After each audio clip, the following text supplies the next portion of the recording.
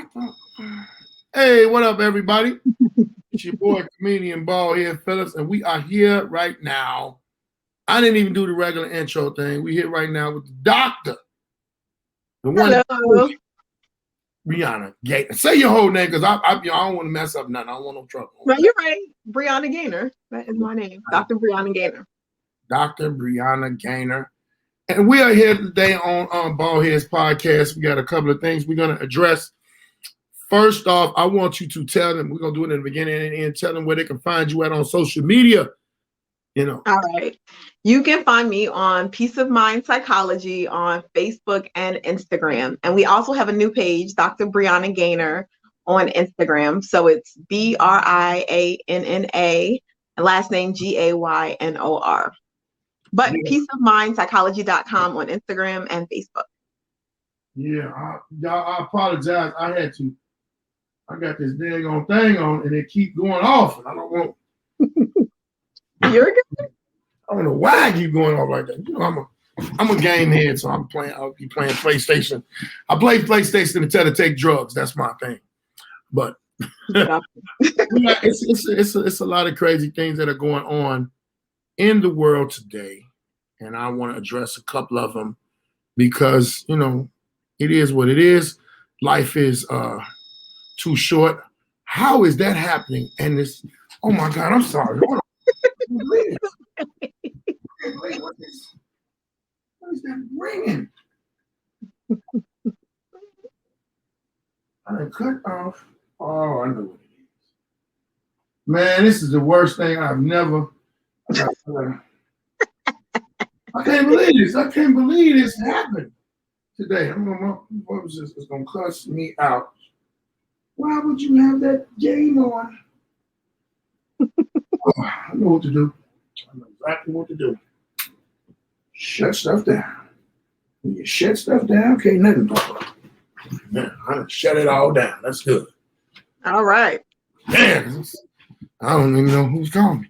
But there's a lot of things going on as far as the pandemic, not over with, but it's coming to a close. It's coming to, close. Hopefully. And then it's like, it's like right when we ready to jam, here's another variant. I'm like, we both were affected by having it. Yeah. And dealing with the things. I don't know, some people had it worse. Myself, I'll say I had it worse because I've never experienced anything like that before. It was just all in my chest, all in my lungs, everything, all the medicine, all the treatment, all the bedtime, all that. I could go over and over and over again, but I didn't even realize that when people Google me now for comedy, it comes up about the COVID. Wow, really? Yeah, it's like a whole big thing on me. It was a couple. I remember doing a couple of interviews. It was like it's way more than I knew it was. Because my friend told me, he's like, because you was the first comedian with it, and I was like, I always wanted to be first on something. Not for that though. That would not be the thing you want to be first for. Yeah. No, but one thing, this pandemic and the corona financial situation, because it has affected everybody. Yeah. Mentally, physically, financially. I don't care. The people that don't even believe that it's real or believe whatever they believe, you were affected by it. I don't care how it affected you. So everybody got some type of mental situation going on with it. Depression went rampant. People were trying to really live a normal life, and the normal got changed. Completely. Absolutely. Like overnight. I remember when it first happened and we had to close the office down in March, thinking, okay, it'll be a few weeks, not expecting just the gravity of everything and going in and going out and how do you keep people safe and really having to figure out a new way just to see clients. Like we really literally had to figure out a whole new way to run our business so that we could maintain our business. And it's great now, but it was extremely, I think, stressful. And it was something nobody knew what to do or what was going to happen. We had no idea. No idea. Nobody in our time has ever faced a situation like that. Not at all. The worst thing was when cold and flu got its own season. Yeah. You would hear that. The cold and flu season, Mm-hmm. I never had the flu, never had pneumonia. But when I caught it, I got the highest viral pneumonia. I never heard of viral pneumonia. When the dude told me, the doctor told me, he said, yes, you have viral pneumonia. I was like, where you get that from? The internet? No. They laughed because I don't know what it was. They found out I was a comedian. Mm-hmm. And it was like everything I said they thought was funny, but I was like, no, I don't know anything about that. Mm-hmm. The lung doctor literally told me it's a respiratory infection that goes crazy. He was talking about the COVID. He said, but it brings out a lot of other stuff and it attacks other stuff. So we're learning. He told me we're learning about it through you. Yeah. And, people that come in. I think that's the frustrating part for people because we keep hearing all these different things, but I think we're all figuring it out at the same time. I mean, this is something that has just kind of exploded in such a short period of time. I think they're figuring it out the way we figure it out. All the health entities, we're just trying to see what this looks like because we really had no idea and probably are still learning things that we haven't known, But what's interesting is that although people have had a lot of negative impact, when I talk to people, a lot of people have had a lot of positive, I don't know, for lack of a better word, consequences with COVID. A lot of people feel like it actually was a good thing. It helped them to be able to spend more time with family, to be able to kind of slow down, figure out what they needed, disconnect from relationships that weren't important. So it hasn't all been bad. And I find that those people are almost hesitant to say that because people have had such a difficult time. They don't want to say that COVID was actually good for me. Right. Hey, I know a couple people that are financially up now because yeah. I know some people that but I look at me myself. Hey, cousin, what's happening, Kimberly? I look at it myself as it was a lot of bad as far as the deaths, the illnesses, and everything, but it did make people get themselves stronger. And if you had some type of talent, if you had some type of skill, and you didn't level up with that, in my mind, you wasting space, man. You wasting space. Because one time in life, they'll tell you, sometimes you have to sit down and think, regroup. That gave everybody time to sit down and think. Oh, absolutely. Absolutely. Whether you wanted to or not. Right. Exactly. If you lived with somebody, y'all was in a relationship, either that relationship got stronger or you knew I ain't supposed to be with you. Yeah. I did not know you was that ignorant. I ain't supposed to be with you. Mm-hmm. So it was some I want to say good things, but it was a very good learning experience. Mm-hmm. Very good learning experience. And now everybody's ready to be loose. You got people running around. They against the mask. They this, that, and other. However, when they talking about this other one that's about to come, I know there are a lot of people that are way more prepared than we were last time. Yeah, I mean, hopefully. So just even in terms of taking care of your mental health, knowing what to do, getting outside, what things worked for you and didn't. And I think that the idea of having to go through that again is not pleasant. But the truth is, if we can remind ourselves that we are much better prepared.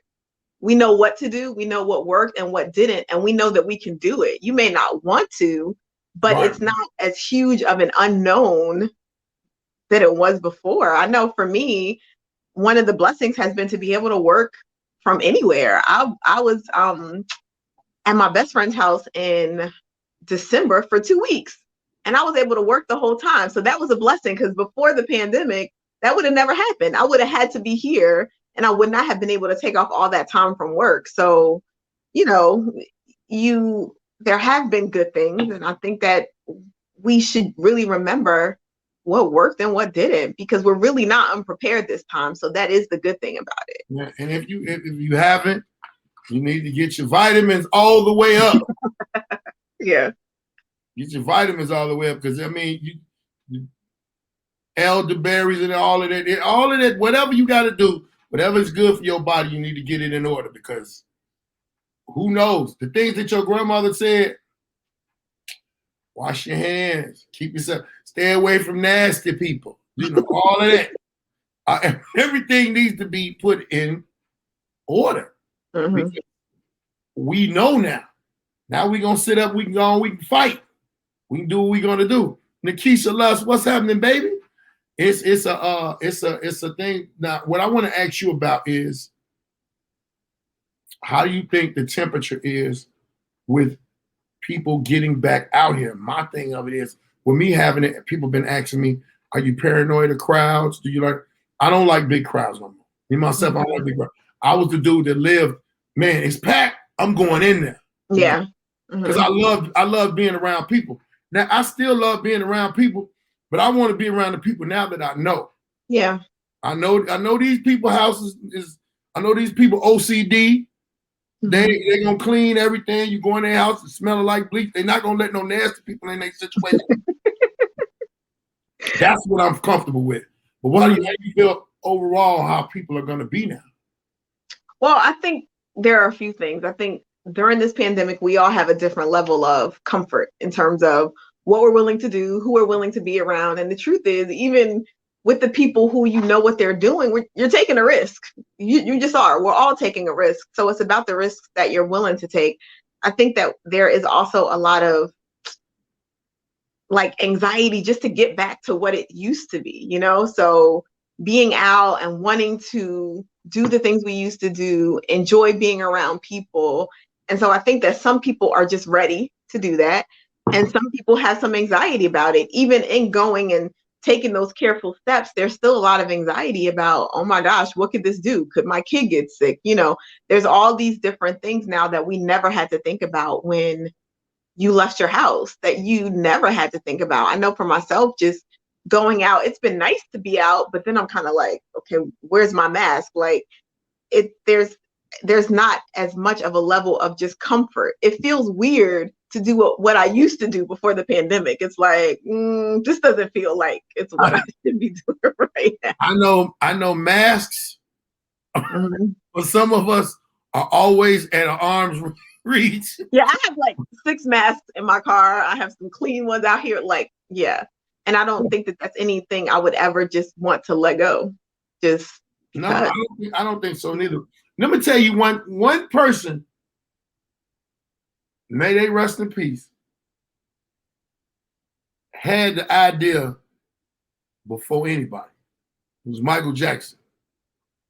Michael Jackson would wear that mask way before, because he was like, man, these people got germs. These people is nasty out here. But that's what I want to tell you too. Then I just realized, why that mask? What people make people think that mask was going to protect us? The surgical mask. Because the surgical mask really, I mean, I understand when they saying you have a mask on. If I have a mask on, my mask is to protect you. The mask is supposed to be protecting me from your germs. But why we couldn't have a mask that they got for the coal miners and all of that? That's the mask. That's the real mask. I'm not secure really anymore with this little paper or this little cloth. It's like, Yeah, but the truth is, it has protected some people, and I think it's done at least some. There's been some effectiveness at least to it. But I mean, again, I think the truth is, you just are taking a risk. You can be as safe as you can, but it's about what you're comfortable doing and not. That's really the reality of it. That's the reality. I know a young lady that did all the vitamin things, did all of that, had a mask, still got it. Yeah, exactly. The worst part about it is you don't know, a lot of people don't know where they got it from or who they got it from. I think people feel like, if I could pinpoint that,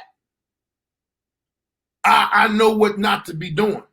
I know who not to be around or what type of people to be around. But it's still crazy. But I It just is, but then think about that too. Like it can also impact just how you feel and your overall anxiety. If you feel like, so let's say you were the person and then you did everything you could to be safe, then there's all this anxiety about, oh my God, what did I do? I did something wrong. I made people sick. And there's some of this that we just kind of can't prevent. And I think for people who have done all that they could and still got it, it could lead to some guilt. What can you do about it? I mean, this is just kind of the state of the world. So kind of also recognizing that you can do all you can, but we also have to have grace with ourselves and with other people because it's not necessarily your fault. You're not necessarily the person who's going into crowds, and it could still happen. And I'm sure that on top of everything else has also caused depression and anxiety and just not wanting to be around people. And we need people. So then how do you balance being careful but also being social? That's difficult. Yeah, a lot of people. That's the one thing that a lot of people need people for the social Yeah. aspect of it. I was, and I'm one of the people that if you ever been locked up and you get through that, you don't really need people. Because I was locked up. Like I was in jail, but at the same time, I went in a hole for a year. They put me in a hole for a year. Yeah.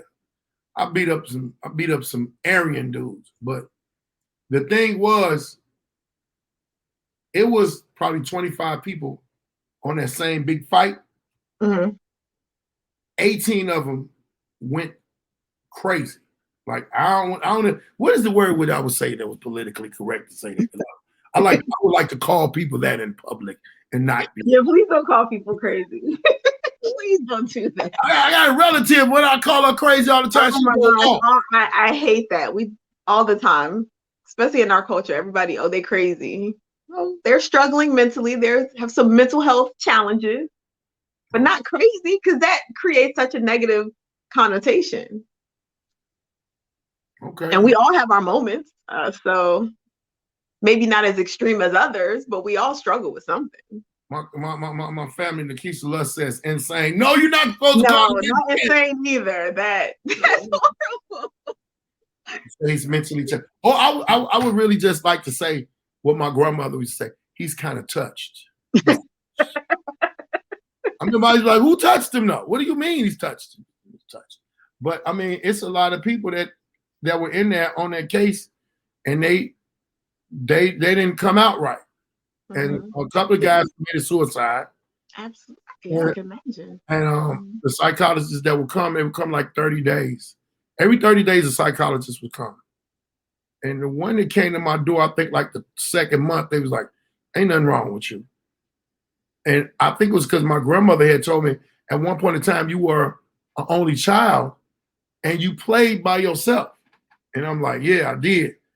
And so I just went back into that mindset of I could read, I could listen to the radio, I could sit up and really think, get my mind together. And then I started getting all these religious books, and I started reading the religious books. But I read them for the fact of I have a theory that you could talk about whatever religion you is, but basically it's the same thing. Just different people comprehend it different. And that kind of got me through. Because if you got a lot of thinking on your mind and you keep pushing and you alone, I think that's what helped me. Not be touched. So or not to struggle. How about that? Yeah, right. Not to struggle. Yeah. That and then I knew being being confined like that. My number one thing was when I sat down and I really thought about it, I said, I need to change something so I won't get in here again. So I started to change myself. That battle took up about 8 months out of that year. Because people don't understand, to change your mindset, to change you got to really have a battle with yourself. And I was in there talking to myself and answering too. Like you can talk to yourself all day, but you better answer. Why wouldn't I answer? It's me that I'm talking to. So I did that and I came out, But that's interesting because that would also, other people could go the opposite way and really struggle to have all that time by themselves. So what is that? What what helped you to utilize that to be stronger versus other people who would just completely not be able to handle it and go the complete opposite way? What is that thing? Prayer. It was prayer. Mm. Praying. I come from my great grandparents and my grandparents. I spent a lot of time around them. They prayed a lot. They went to church a lot. They believed in God. And I was growing up seeing things happening. And they were like, oh, that was God. Oh, you prayed for that. You know? And some people might be like, I don't know, but hey, it got me through because when I felt that things weren't going right, they actually, with that case, the racism in that penitentiary that I was in, it's called Moose Lake. It's in Minnesota. It's built underground. And no, Oak Park Heights, I'm sorry. Oak Park Heights is built underground. So you can only see daylight if you're looking out of the window in the yard because everything is underground. Oh, wow. You got the knowledge that you underground. Mm. Then the knowledge that I'm in the hole and they telling me I got a year.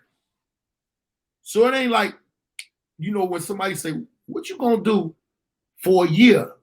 When I tell people I did a year, they were like, what did you do? I said I was in there. Yeah. I had to be in there. And so when I really, they found out what the case was, the white authority in there and everything, they was like, oh, well, you're not going to give them a radio. In like 30 days, you're supposed to get a radio. They wouldn't give me no radio and they wouldn't give me no books.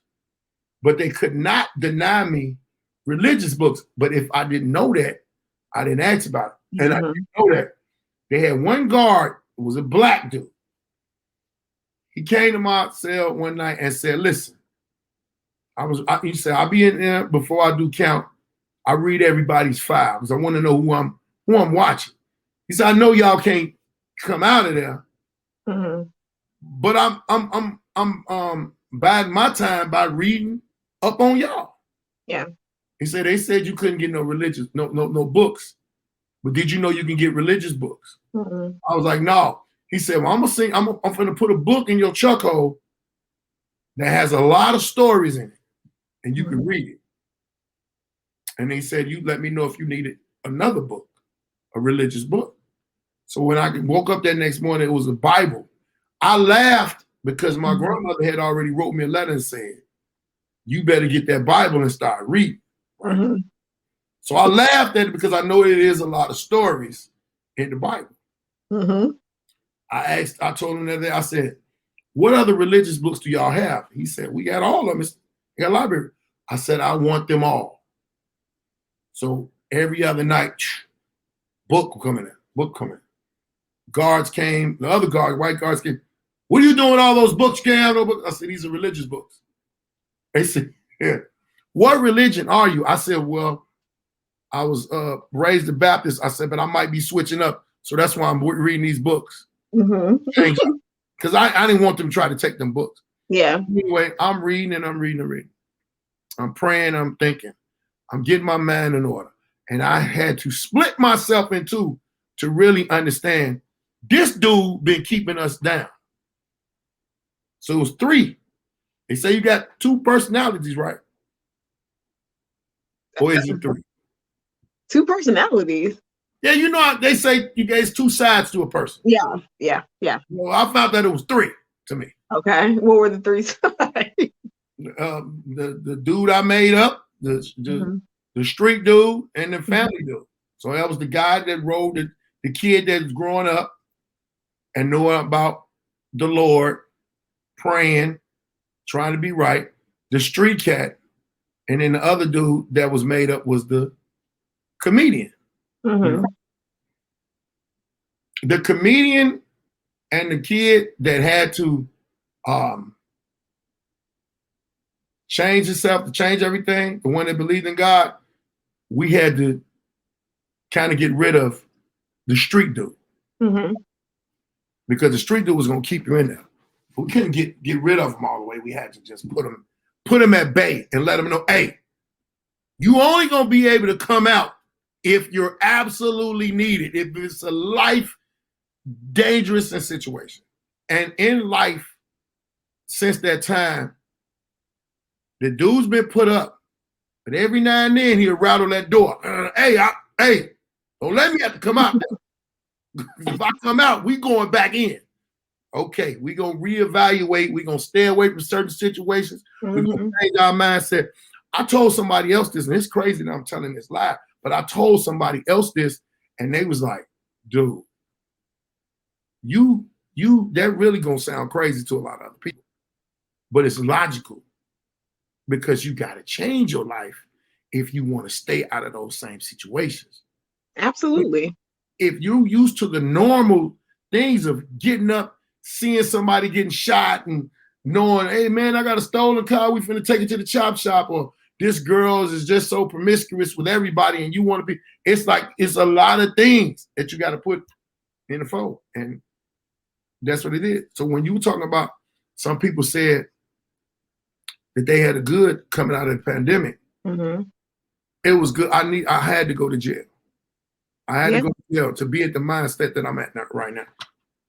I mean, that's a great point. I think that a lot of the difficult things, I think about the most difficult things I've been through, just it helped me develop as a person. So what you're talking about is kind of growth and development and figuring out how to be the best person I can be. And what are these aspects of myself that I need to manage better or not let be so prominent? All those things as we grow so that you can be the person you want to be. Because the things that used to serve you don't always serve you as you get older. Some of those things we either put away or we continue to get into the same patterns and the same situations that cause us the trouble in the first place. Yeah, and that mindset right there is not, I mean, that situation is not ended with you just thinking. When you get out, when I got out, I ain't third person. When I got out, there was a lot of people I couldn't be around anymore. Yeah. Because I found out it's like a drug. Being in the streets is like being on drugs. Now, they got counseling for everybody that's on crack and heroin and alcohol and all of that. They ain't got no counseling for the street hustler. The street hustler is it's addictive. It's very addictive to be. You outside making all that money doing absolutely nothing, but you got this overwhelming presence of the police, the stick-up artists, some chick trying to trick you up out of this, and a million other things that could come with it. I had to alleviate a lot of people. I had to get rid of people. I had to get away from people. There's people right now, man, we don't hang out no more. I don't do that no more, man. What I'm gonna be sitting on the block all day for? One of my friends, he passed. He told me one day, he said, hey man, I'm gonna need you not to be hanging around here like you be like it's okay. I mean, what you mean? I know everybody over here. I know the Butlers, I know the Hicks, I know the Hawkins. What am I not hanging around? He's like, man, there's other things going on that you ain't involved in no more. You still got juice, you still got pull, you still who you are, but at the same time, you ain't doing this no more. He said, and if something happens to you, how am I going to explain to your mother when she walks around that corner that I let you sit over here? I'm not a friend if I'm not telling you this. And I was like, you know what, man? That's love. Why? After that, though, like probably that summer, he got killed the same way that he was telling me not to hang over there. And it made me be like, damn. My friend cared about me enough, but he was still there. You know what I'm saying? It's like you can't, I want to save everybody, but how can I save everybody? You can't. You can't. But maybe that's for people like in the streets, like maybe that's the counseling. Maybe it's not professional, but it's the people who have gotten out of it. Because people can appreciate a lot more if you understand the struggle and you can say, hey, we probably shouldn't do this anymore. That's not a good idea.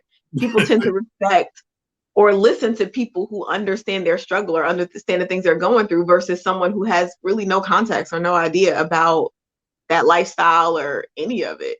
Just like with substance abuse, a lot of those counselors tend to be former addicts. And that's what tends to work best because they understand, they've been through it, they can counsel and kind of guide in a different way than someone who really hasn't had that struggle before. I worked for True Violence and I worked for Ceasefire. Mm-hmm. And that was one of the things that I understood about that job Mm-hmm.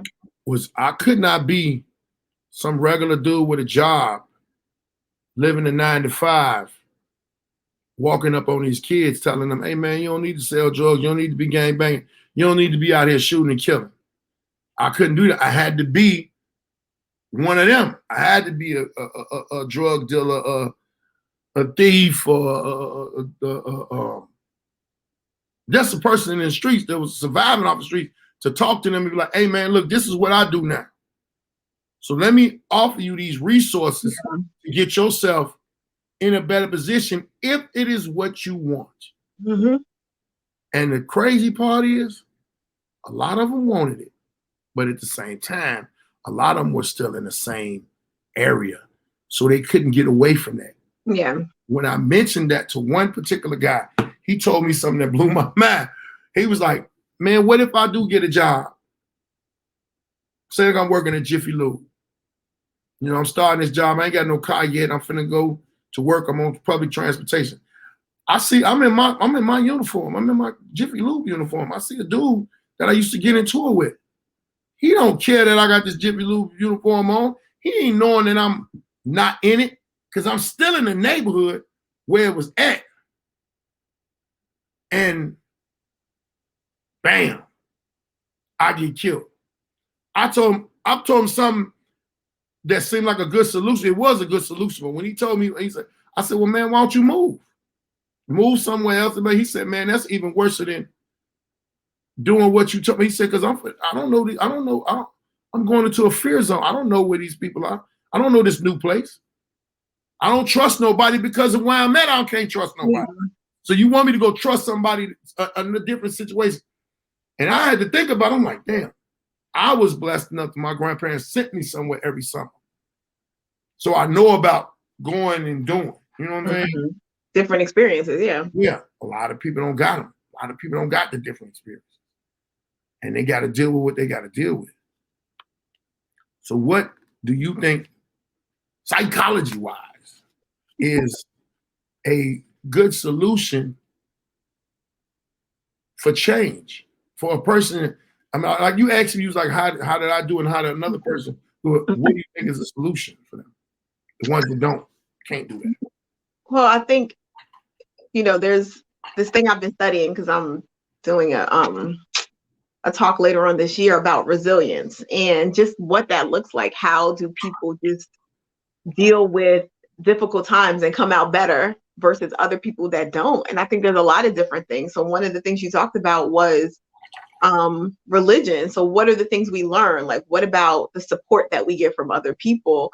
How we learn to, like, what we learn about achieving and education and your future and having goals and all those things. I think a lot of it is kind of what we grow up with, having support from people who can kind of show us another way, who can talk to us, who we can talk to about these kind of things versus we can't talk to anyone about it. So then we do things in secret, which becomes bigger.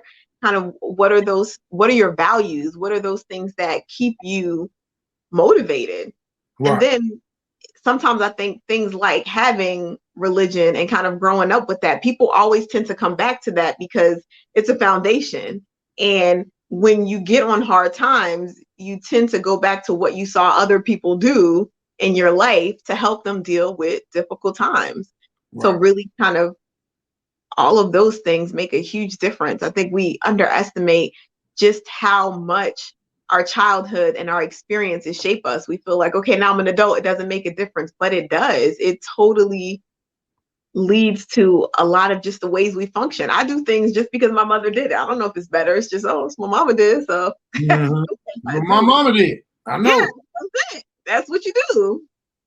You and that's a learned by seeing. See, some people don't understand. You can tell your kids all day what to do, but they watching you too. More than anything. More than anything. You think children learn more from watching and talking? No, they learn about what you do. You know, are you backing up what you say with what you do? Are you reliable? Are you consistent? Are you going to say something to me and not follow through? Those are the things that really make a huge difference. Your character, how you deal with other people. Yeah, they're paying attention to everything. You'd be surprised, but every single thing that's going on, they're paying attention. Mr. Nelson, what's happening? Yeah, it's I got my kids. I be talking to them, but I think the older that they get, that they realize certain things. And I look at myself, and I realize, like, I go through some stuff, right, and then I'll be like, damn, that's what my mom was talking about. Mm-hmm. But it's like you got to bump your head to get there. Oh, absolutely. And I don't know why it's like that, but it's like it's not a new thing.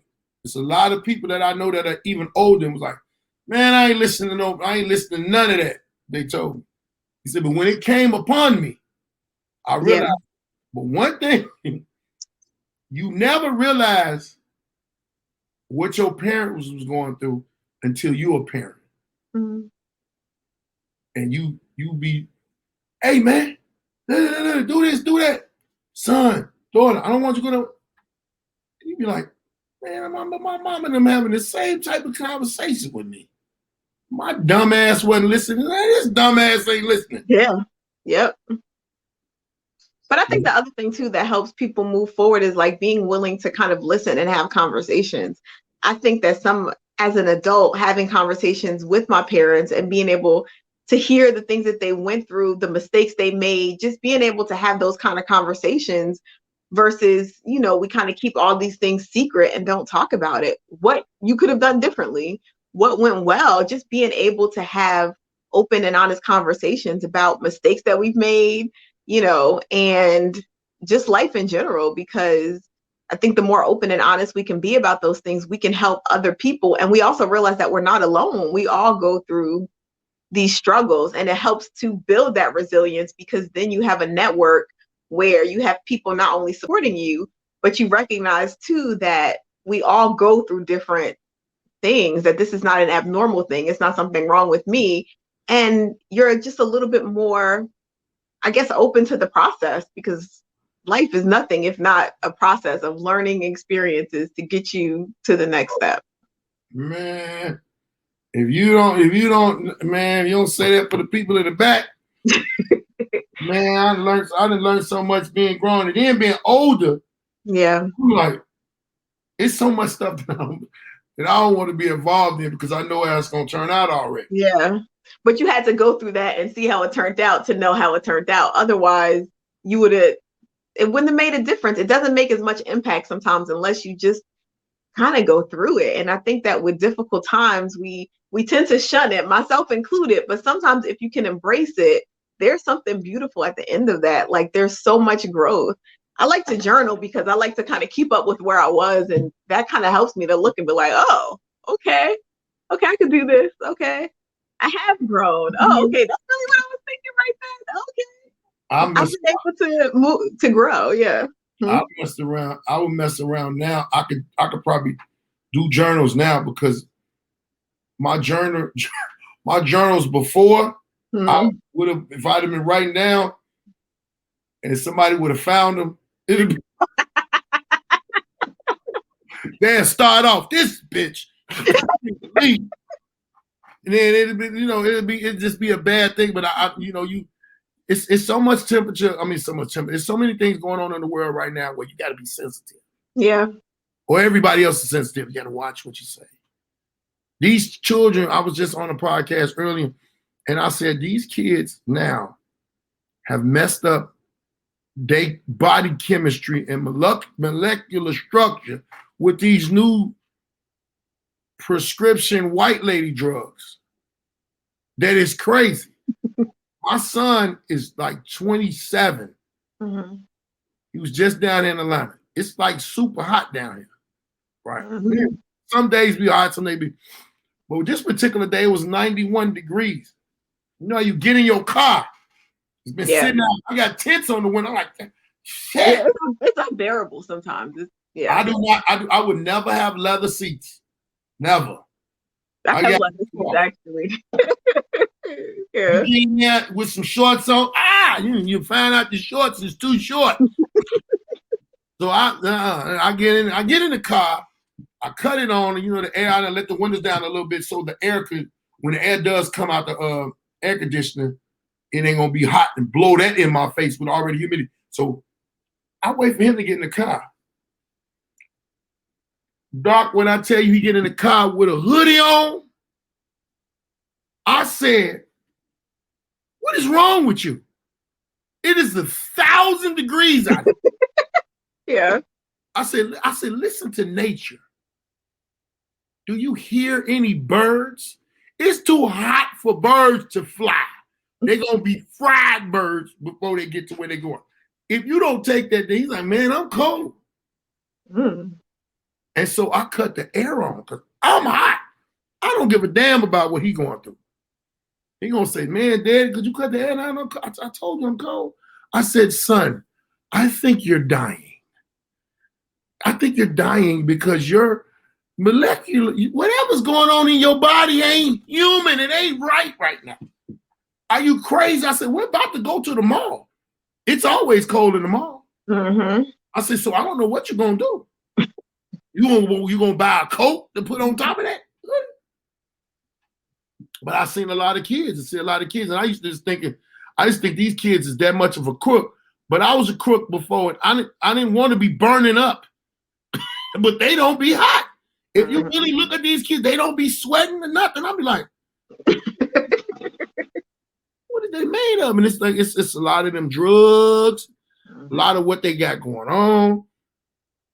What is the situation where these parents are these children's friends instead of their parents? Yeah, I think that happens a lot, and I think that part of the struggle. So a lot of times when we do evaluations, for instance, there are evaluations where we'll say it's important not to let your kid hear a lot of adult information. So what happens is a lot of kids become parentified, right? So there are instances, for instance, where Become what?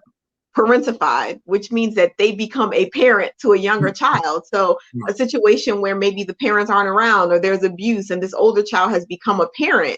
So now this older child doesn't have boundaries with adults. They're in conversations. They are engaging in a lot more mature behavior than they need to. So that's one thing. But the other thing is, I think you want your children to talk to you, and there's so many things going on. You want them to come to you, which is great. But then there isn't a lot of kind of boundaries or structure or discipline, which at the end of the day is worse. They may not like it. I didn't like when I was on punishment, but it's important to create those boundaries, because then there's a lack of respect. Then when you're putting in place discipline, then your child is not listening to you because they don't have kind of that level of respect or that kind of normal kind of fear that you kind of have with your parents. Not that I'm terrified of you, but certain things I'm just not going to do. I'm 51 years old. Still terrified of my mama. Yeah. She called me on the phone. She know how to work that Google. She got an Android phone, so she know how to work the Duo, right? Yeah. So I had to call you on the Duo because I want to look you in the face. Didn't I tell you to call me? I said, Mama, I apologize. I'm sorry. I meant to call you, but I was working. She said, well, you better had been. And I said, so what is it that you want? I just wanted to talk to you. You didn't even want nothing. You didn't even want nothing, but I got to follow that rule. Yeah. Follow that rule. Yeah, that's in your head now, and you're going to follow through with it. Right. Yeah. I don't know. I mean, it must be hard because I can understand the desire to want your kids to open up and to talk to you, because I think sometimes a lot of people didn't have the opportunity at all. But how do you manage those boundaries and that discipline that kids don't want, but they need? Like, we all need structure and boundaries. We do, just as humans.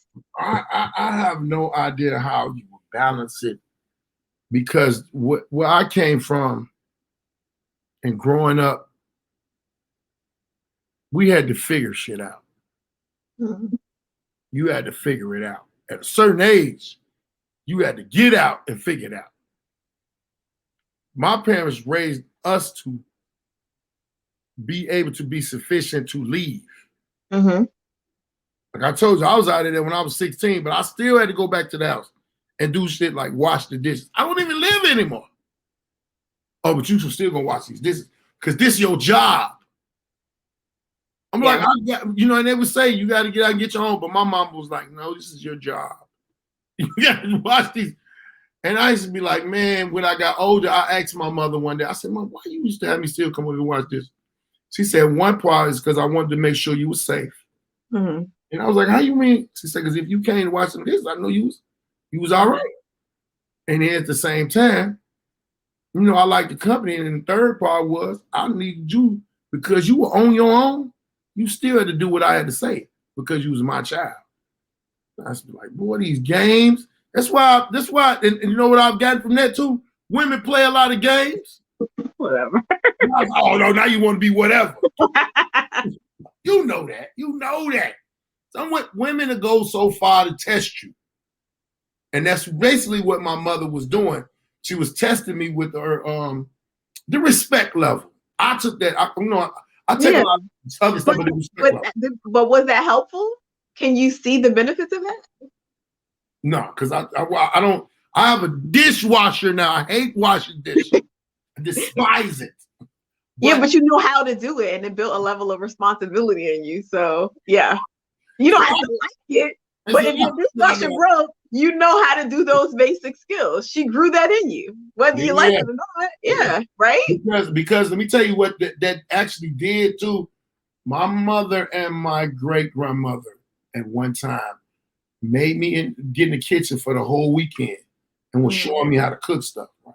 Mm-hmm. I can cook. I'm not no super duper chef, but I was like, man, why I gotta cook all this? Why I gotta learn? Why I gotta sit? It was like, because you're not gonna be sitting up here depending on the woman. Exactly. You're gonna know how to go in the house, and you could do equal with her. Like I could do house chores, and she could, do I could do the same thing if she wasn't there, or if I was living by myself. And then now that, in a way, it caused the problem. I'm gonna tell you how it caused the problem.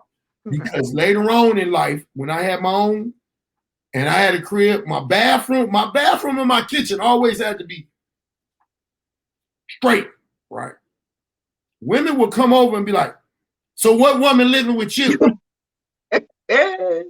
It's too much bleach in that bathroom. I said, it's bleach in the kitchen too. When I wash the dishes, I wash the dishes with bleach. Why do you think that's a woman over there? Because men don't do that. I said, oh, you really, what it means is you've been with some nasty men. Yeah, but see, going back to you talking about women playing all these tricks and games and all this stuff, that's what you learned. You wouldn't have done that just off the top. Yeah, I've been prepared. I've been exactly. So she prepared you for what you needed, and I think that's how you kind of strike that balance as a parent, making sure that you're teaching those lessons because you want your kid to be self-sufficient. I remember knowing how to balance a checkbook. I mean, I don't have to balance a checkbook, but now I know how to do it. Knowing how to wash my clothes, knowing how to take care of myself, knowing when I got my first apartment and I moved to Georgia away from my mother in New Jersey, I had the ability to take care of myself, and all those things sustained me. So when she's not here, I still know how to take care of myself. I know that she made sure that I was good. Yeah. And that's what a good parent does. That is she that was like, when I got older, I realized, I was like, so this was the wax on, wax off shit. Yeah.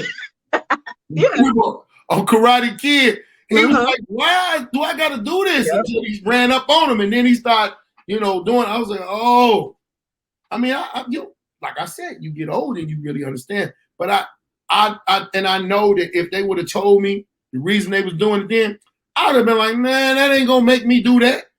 Yep. So it already had me prepared. So when my defenses came, when women do start playing, I get on. I know what you're doing. Wax on, wax off. Get out. They couldn't stand it. You can't get past me with it. Because I don't think like, the men was in my life, but I had a balance. Like you said, I had a balance. Yeah. Balance of that. And they don't make me no better than no other person because I've made tremendous mistakes because you're still going to bump your own head before Oh, you absolutely. If really you're fall. human, yeah, it's gonna happen. Yeah. But before we end today, what else do you got Mhm. to add to this? And I really want you to explain to them what they do and where they can come find you, because it's a lot of people out here now. I tell people this all the time because my foundation, Comedy Over Depression, is real, and I want people to know that I know somebody that they can talk to, that they can trust, and put themselves in. But a lot of people still, they might be kind of antsy on doing that. But Mhm. what do you think? Well, I think that just counseling in general, whether it's with me or anybody else, it's really about you're struggling with something. It doesn't mean you have a mental health illness. It doesn't mean you're insane or you're crazy or any of that stuff. It's just about the struggles that we go through. A lot of people have reached out during the pandemic just because they didn't know how to manage this new normal, how to manage being at home with all these people, how to manage the depression they had, or the sadness, or just not really knowing what direction I want to go, or maybe having these things in my past that I haven't dealt with and now I see them playing out in relationships. So counseling is just about humans struggling, needing some extra support. So if we can just try to normalize it as much as possible, just like if I'm not feeling well for a week, I'm going to go to the doctor.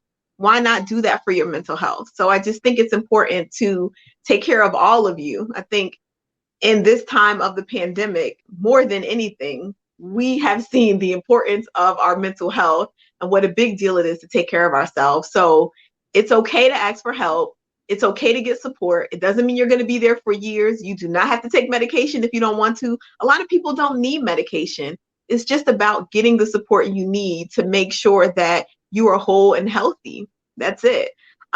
People can find me at Peace of Mind Psychology on Facebook and Instagram. I do have a private practice in Georgia called Peace of Mind Psychological Services, and we are in Johns Creek. And we do counseling and psychological evaluations for children, teens, and adults. So again, Peace of Mind Psychology on Facebook and Instagram. And there is nothing wrong with asking for help when you don't feel good. That's what I want to end with. All right, I'm with that. Yeah. I myself will tell people, if you have a problem and you have something on your mind, you want to talk to somebody, you feel like you can't talk to nobody, get in an Uber and talk to that Uber driver. And Okay. I'm gonna tell you why. Okay. Start getting it off your chest. Yeah. Uber driver ain't gonna never see you again. He ain't gonna know who you is. You gonna swipe that off. Your name gonna be gone. Talk to somebody. It don't got to just be an Uber driver. You talk to your beautician. You talk to your barber. You talk to the person at the bar. The bartender. Talk to somebody. I think talking is the starting point of healing. Am I right or wrong? You are right. And I think that if you're talking to someone and you still feel like you need, okay, what do I do with this? Because that's the other piece. So I can talk about it, but what do I do? How do I make this better? Then that's probably an indication that maybe it's important to go to counseling. I'm going to counseling and I do this for a living because at the end of the day, I'm human first before I'm anything else. So Right. yeah, Different steps and different levels to it. Take it up absolutely. and trying to get it off your chest. And you can see where you can go from there. Yep. But man, once again, Doc, I thank you for coming through, man. This is a beautiful experience. Anything you need me to do, you just let me know. You know how to get in tune with me. And I thank you for coming on. Everybody, please go follow. Once again, you said Peace of Mind Psychology. Peace of Mind Psychology. She's Mm-hmm. here in Atlanta. But I think if you follow her, she'll talk to you. Y'all get it together. It's hard out here.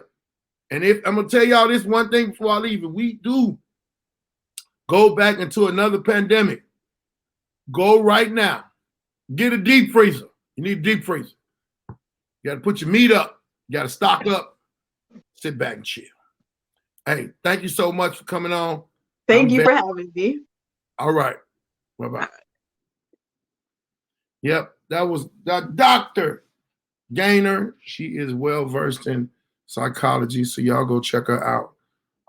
It's your boy Baldhead. I'm about to get on up out of here. Got a couple of things going on. I'm going to let y'all know. Y'all make sure y'all follow me if y'all not following me on Instagram, Facebook, Comedian Baldhead Phillips on Instagram, Comedian Baldhead Phillips on Facebook. I have a few things going on. I got September, I will be in Ontario doing a show. Me and my boy Ray Grady is going to be going down. My man Key Lewis will be hosting the show. It's my first time in Ontario. Also, I'll be back in Houston coming up, but in Houston on October 30th is the Battleground. 10 comedians, 5 from Houston, 5 from Chicago. 10K on the line. I ain't taking no friends. It ain't no games. I got to do what I got to do. And I hope y'all could join me. It will be virtual and it will be live. You know how to go. But y'all be on my social media and it'll be advertised on there. Thank y'all for coming through. This is Baldhead's podcast signing out. And as I say all the time, y'all pray for me. I'll pray for y'all. Bam.